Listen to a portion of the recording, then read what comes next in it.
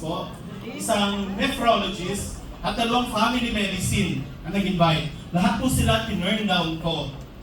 Bakit po? Kasi nakita ko po, yung pinresent po kanina ni Doktora, di ba nakita yun? So, the company, nakalagay doon, the company has been in the multi-level marketing for 18 years. Di po ba? Yun po, nakita ko po yung multi-level marketing na word. Ano po ba, ibig sabihin ng multi-level marketing? Networking. Di po ba? Ayaw na ayaw ko po mag-networking.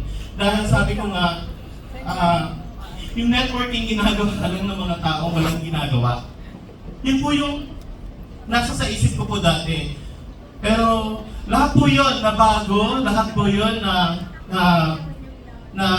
iba. Nung yung wife ko po, dahil nung ina-explain po sa amin yung negosyo, hindi po ako nakikinig. Kasi yung nga po, nakafocus lang ako sa, sa trabaho ko, sa clinic ko. Ganun lang po ako, focus lang ako sa clinic ko. Magkiklinik ako 8 to 5, pagdating ng 5 o'clock, magra-rounds lang. Ganun lang po ang ginagawa ko. So, other than clinic po, wala po akong opportunity tinitingnan, which is mali po. Titingnan niyo po, pakinggan po ninyo yung mga ipine-present po sa inyo. Kasi, yan po ay yung magpapabago ng buhay niyo. Okay? Alam niyo po, nag-member po yung asawa ko, hindi ko po alam. Nalaman ko po na member po kami. Pandemic po yun 2021. Nalaman ko po na member po kami. June niya po ako minember. Ang purpose po ng wife ko, kaya po siya nag-member, is lahat ng produkto po natin wala po sa Mercury or any chain drugstores, di po ba? So, nag-member po siya dahil nire-reseta po niya kasi OB nga po siya, so marami po siyang pasyenteng PCOS, hindi po nabubuntis, di po ba? So, nagre-reseta siya, sabi niya, paano ko i-reseta? Hindi naman nakakabili sa mga drugstores. Wala yan, di ba? So, kaya siya nag-member para lang sa produkto. Never po na nagnegosyo yung asawa ko. Until now po, hindi po yan marunong magbukas ng dashboard. Okay? So, yun po, nag-member po siya para lang sa produkto. So, nung dumating po yung product sa amin, 1 month after, kasi sa COVID lang po kami, pandemic po that time, nung dumating po yung product sa amin, sabi ko sa kanya, bakit may iFrame products tayo? Sabi niya, sorry, minumber kita. Sabi niya. So, ibig sabihin, wala na akong magawa. Di ba, kahit awayin ko pa siya, wala na akong magawa. Nandun yung pangalan ko. So, sabi ko sa kanya, ganito na lang gawin mo. Sabihin mo sa upline mo, kung sino yung upline mo, i-explain niya uli sa akin yung produkto. So, in-explain po sa akin, nag-explain po sa akin, kilala po ninyo lahat, si Dr. Cherry Buranday ng Cebu. Personally po, sinum sa akin ni Dr. Cherry, yung product. And then, nag-marketing po sa akin, sinolo po ako yung BPI, manager po sa Cebu. Siya po nag-explain sa akin. Naintindihan ko po. Kasi one-on-one po wala akong choice kundi intindihin yung sinasabi nila. Di ba? So, nung maintindihan ko po yung negosyo, sabi ko, sige, July ko sinimulan, July, August po, yung isang buwan na yun. Pagdating po ng August, stock distributor na po ako. Alam po ninyo, ang kailangan na po, intindihin. Intindihin ninyo yung negosyong pinapasok ninyo. Kasi kung halimbawa papasok lang din po kayo, tapos hindi po ninyo naiintindihan yung pinapasok po ninyo, might as well, huwag nyo na pong pasukin. Di po ba?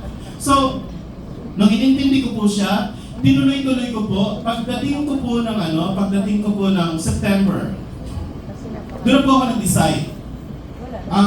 Kumita po ako ng malaki yung July to August ko po. So pagdating po ng September, nag-decide na po ako, hindi na ako mag-clinic. Okay? So ang ginawa ko po, nag-hire po ako ng mga PT. Sila po yung nilagay ko sa clinic ko. Sinusweldohan ko po sila. Tapos yung iFrame po, ginawa ko po siyang full-time. Okay? Alam niyo 5 months po, yung 76,930 po na inilabas ng wife ko, after 5 months po, naging 1.1 million sa akin. Isipin po ninyo, nagkakupid lang po ako, hindi po ako kilala ng mga uplines ko. Wala po sa akin nagtuturo kung paano. Wala po sa akin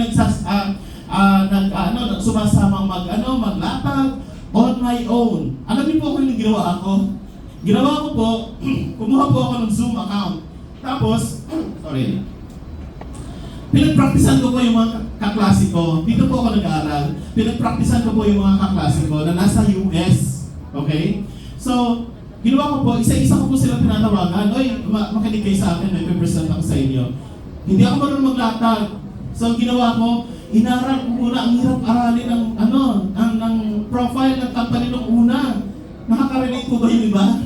Ang hirap nung i-present ng una pagka hindi mo linya. Kasi ang alam ko lang, i-present na, magtuturo ka sa pasyente, anong exercises, ganyan. Yan, expert ako doon. Pero pagdating sa profile ng company, ang hirap, sabi ko. So, ginawa ko, inaral ko yun. Tapos, humingi ako ng mga presentations ng mga nila Doc Cherry. So, yung pagdating sa product, anong pipresent, sabi ko, ito, may kaibigan ako, pipresent sa inyong products, pero piniplay ko lang yung recording.